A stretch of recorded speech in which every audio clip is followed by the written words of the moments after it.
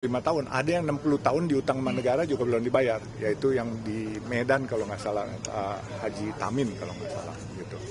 Oke, saya bilang Pak, saya akan sabar menanti kok, karena ini kewajiban negara kepada kami, dan kami selama ini membayar pajak juga ratusan miliar setiap tahun, tapi kenapa kami harus lakukan seperti ini? Itu yang saya tanya Pak Mahfud. Ya, saya bilang saya sudah tidak di kabinet, saya tidak berhak mengomentari itu. Artinya setelah ini akan bertemu dengan Pak Hadi Cahyanto atau gimana Pak? Ya, mungkin kita akan cari waktu, tetapi saya lagi berpikir karena ada ketemu teman-teman lawyer tadi, siapa ya, Pak Hamid Basyabi, sarjana hukum, saya kepengen melakukan coba class action, karena kalau warga negara hutang kepada negara tidak bayar, bisa disita jaminan, bisa dibekukan. Saya mau coba class action karena ada aturan yang tidak boleh barang-barang negara disita. Nah, saya coba minta dari Pak Hamid. Pak Hamid.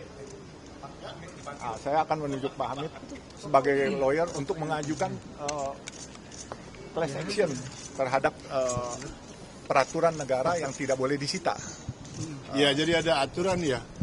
Yang saya kira itu hubungan jadi tidak simetris antara negara dan warga negara.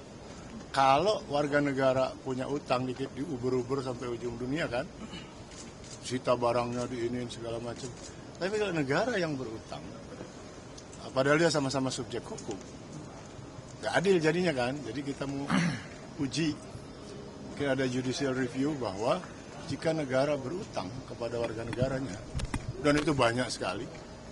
Jadi misalnya ganti rugi polisi salah tangkap gitu ya, kalau Pak Mahfud tadi menceritakan itu ilustrasinya.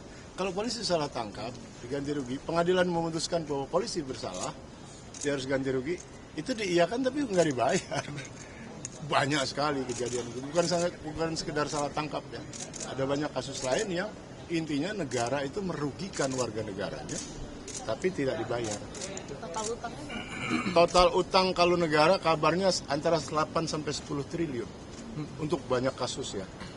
Untuk Pak Yusuf Hamka kan sudah tahu ya angkanya.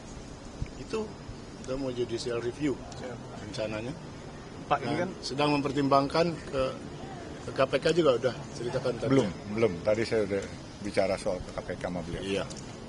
Iya, jadi mau ke KPK juga mau tanya karena ada info dari KPK bahwa itu sudah memenuhi kualifikasi merugikan keuangan negara. Jadi kalau dia berutang, misalnya dengan kasus Pak Yusuf Hamka berutang, lalu keputusan pengadilan menetapkan bahwa kalau tidak dibayar, maka setiap bulan didenda 2%. Anda bayangkan kalau dari 500 miliar saja misalnya ya, 2% itu kan artinya 10 miliar per bulan. Kalau dia berjalan setahun 120 miliar, itu kalau piutangnya 500 miliar.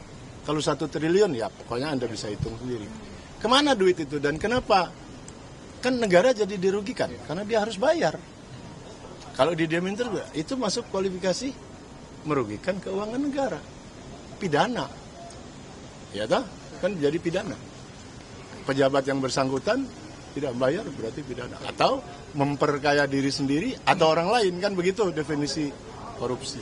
Pak, periode sekarang ini kan sebentar lagi Bapak juga dikabarkan sudah berbincang dengan Pak Prabowo ya Pak, itu bisa disampaikan Pak soal berbincang waktu itu saya nggak tahu, dulu lain sebelum kasus ini.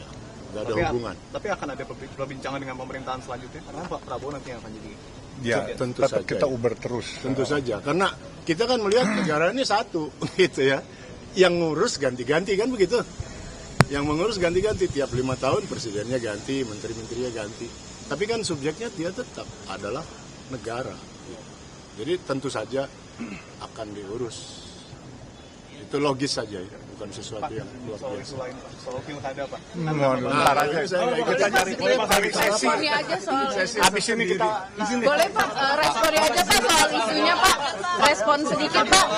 Dia diisukan jadi wakil Kesang, gimana responnya Pak? Gini. Saya